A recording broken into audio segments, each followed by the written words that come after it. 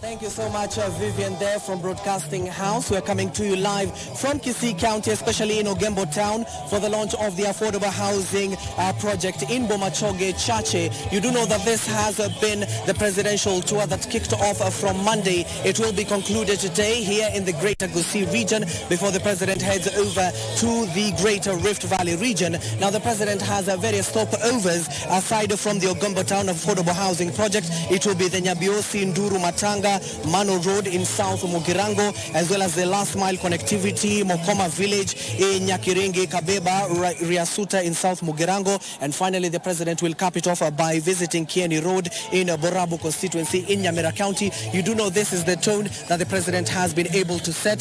The principal secretary for housing, Charles Hinga, is already here, and we would like to get his point of view when it comes to the affordable housing project. You do know that the president has been launching these key projects in these various great counties, and now Kisii and Nyamira as well is the latest counties. But let's get to, in just a few, we want to speak to the PS who is currently here, Mr. Charles Hinga, on the affordable housing project. You know that the government is targeting 10,000 houses here in Kisii as well as in Nyamira County. The president clearly stating that this will build more job opportunities for the youths, especially here in the country. You do know that the agitation has been unemployment and joblessness here in the country, with the president clearly stating that they have a plan to ensure that they pass through. As you can see, the motorcade of the president will be arriving any moment from now.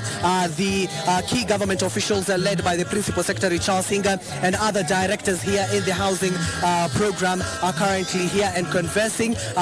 Before we even speak to the PS, if my cameraman can show you, the area has already filled to the brim with residents of here of Ogembo Town wanting to see the president, as well as seeing how this affordable housing project is going to be launched. You do know that the government is targeting 10,000 houses. As I told you, the president clearly stated that this is the plan that the government has to ensure that every Kenyan are home owners. Now let's head over to the PS who's already lined up. PS, thank you so much.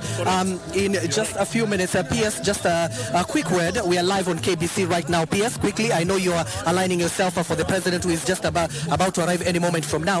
In Nyamira and Kisii County, how many houses are being targeted to be built here? Here in Kisii, within this time, we want to do about 10,000. We've already started on 3 sites. Yesterday, we were in Nyaribari Masaba. We are here to Ogembo today.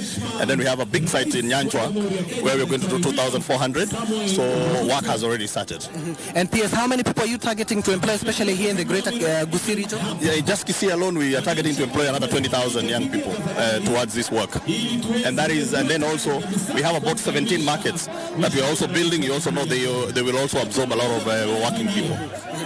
Just a few months ago, the president clearly stating that the housing department will be launching some of these key houses and people will start occupying those houses. So are those houses near completion, and in which areas are you likely to launch? Yeah, we have quite a number of houses that are now at the what is called the finishing stage.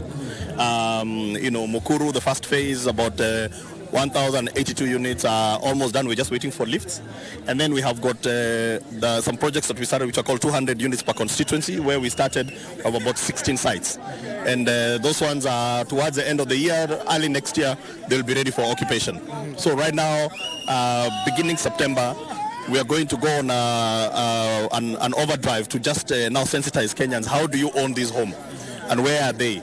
That's what we're going to be doing. And then finally, PS, tell us your message to Kenyans who are currently watching you right now. Your message to Kenyans? Yeah, my message to Kenyans is that one is that we are on the ground. We really thank you for the sacrifices that you're making. We want to say it's not something that we take for granted, and we want to say that your money is being utilized very well. It is making a big difference on the ground. Lots of people who had no hope of work have work, and now they are also going to get dignity.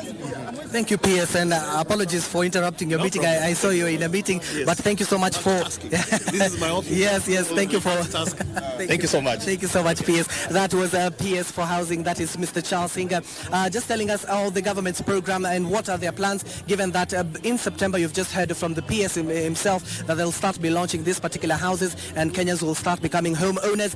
The presidential motorcade is expected here any moment from now. The government officials led